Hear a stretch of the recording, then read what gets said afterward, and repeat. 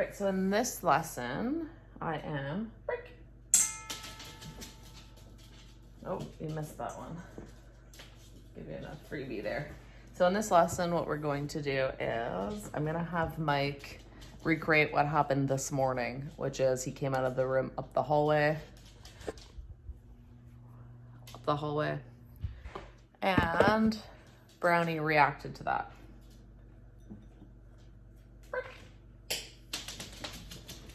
So what we're going to do right now is we're going to work on changing how he perceives Mike coming in as a threat. So what's going to happen is as soon as I notice that Brownie notices Mike, I'm going to break, feed, and when Mike hears me say break, he's going to walk back again.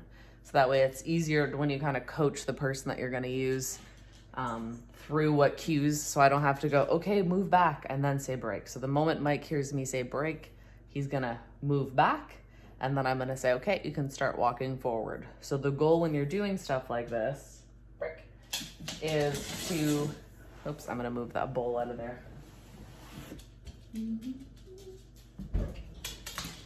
So the goal is when you're doing stuff like this is to not have the dog react at all.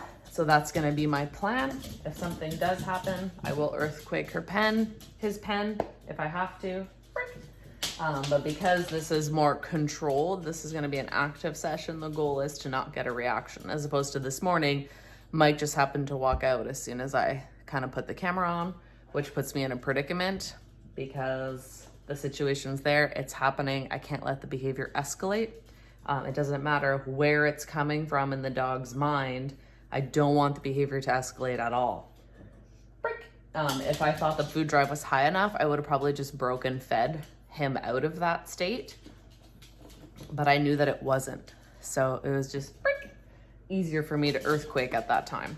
So the only thing that's different in my bowl is there's kibble mixed in with freeze-dried raw, bit of liver, and there's actually a couple varieties of kibble. So the reason I've added a little bit more to the bowl is because I'm gonna be putting a little bit more pressure, social pressure on the dog, which means Mike coming in is a little bit harder for him as he's proven. So I'm gonna up the ante a bit. So I'm gonna actually vary the reward and go between kibble and then something higher value. I'm not gonna stick just to high value, depending on how he does. So I'm gonna wait, I'm just waiting for Mike to come in the room. I just took him outside for a pee, brought him back into his safe zone. I don't know if you can see, but I actually made the safe zone bigger on this side because I want him to be able to really see Mike coming and approaching. So this was a big issue for this dog.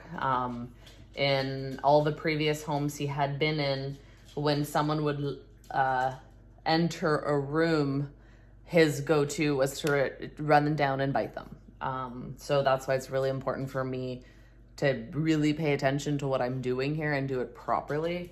And also disagreeing when things don't really go my way, which is part of when you have a training plan, sometimes things don't go your way, right? Like shit happens and you have to think in that moment, am I going to like support the dog or stop the dog? Like look at it two ways, support or stop. And the lunch, I got a bit of a tail wag. Oh, you know why? He got a feather in his mouth. One of Bruce's feathers, so he got all prey. He got all wiener on us. Ooh, I killed the bird, and he got all proud of himself. So I decided to stop the behavior. Babe, so don't come in through the living room, walk right through the kitchen, right up the hallway into the bedroom. And remember, every time I say break, you turn and walk the other way. Break.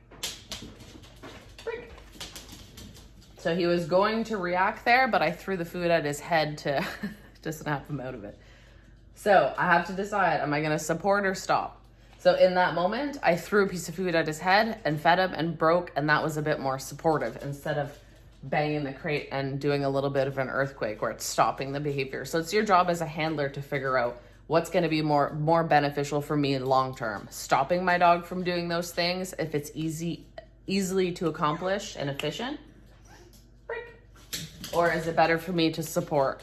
So, okay, so I'm gonna have Mike start coming in. My only job is to watch the dog. As soon as Mike hears me say break, picture this as a random handler. As soon as the handler hears break, they go back out of sight again. Okay, so I'm gonna have him start coming. Break. So again, I'm not wanting an escalation. You come back. Break. So the moment the dog, I think, yeah, you can definitely see. The moment the dog notices is when I'm throwing food. Break. Break. So I did it again there because he kept staring over. Break. So I'm just gonna do a couple Pez dispenser feeds. Break. So I'm actually using my kibble for the Pez dispenser feeds, and I'm gonna use my higher value stuff for when it really counts. You can come back. Break. Break. So he can hear the footsteps. So for him, the moment he gets uncomfortable is actually not even the presence. So when we talk about the antecedent, what makes the behavior happen? The precursors to the behavior is what? So for him, it's actually not the presence of the person. The and you can see his nose is smelling the air towards where Mike is. The footsteps are actually what triggers him to go into this threat defensive mode. Break.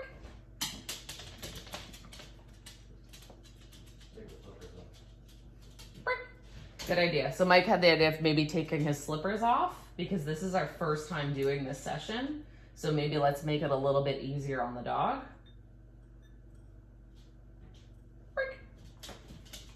So remember, the moment the dog even notices, I say break and Mike leaves. So I'm pairing Mike's presence with something good. That's basically to make it as simple as possible. Break. Mike coming towards us is paired with something good. Mike's not a threat. I'm advocating for the dog. So as soon as I notice that the dog notices Mike, my magic word, break, makes Mike leave.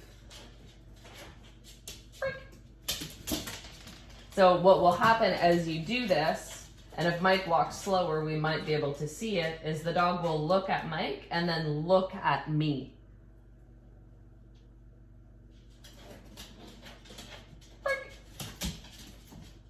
Oh, did you miss that one?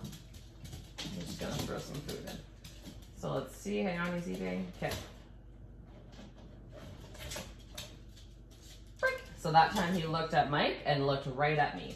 So that's what you want to happen. That's proper counter conditioning.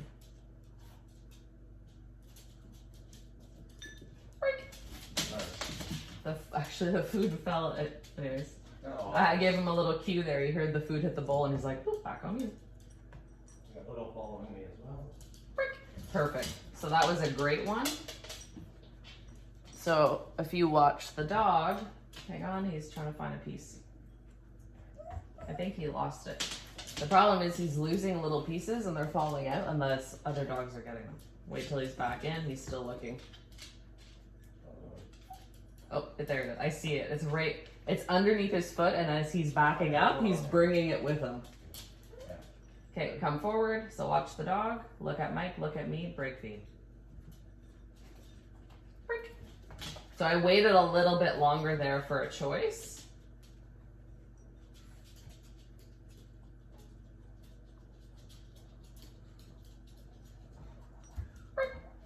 So I'm gonna shuffle between doing the 2 because this is so new here. But by lesson 2 or 3,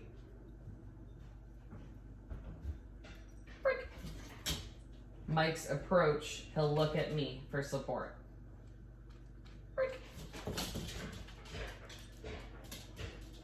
You're good? You can catch food, that makes this a lot easier. Make sure this is still recording. We'll just do a couple more and end it.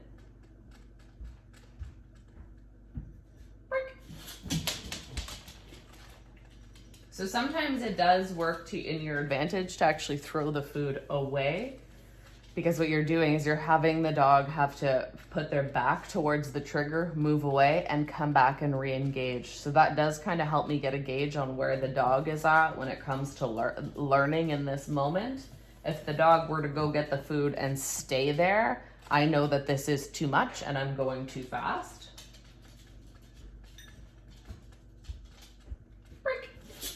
Very nice.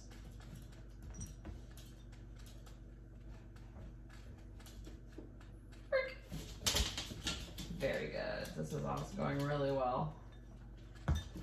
So again, this is where you can see the difference between a controlled session, an active session, where I'm in charge of what's happening. It's my job to make the learner not make any mistakes, versus this morning when Mike just came into the room, I had no choice. Come back. We'll do one more.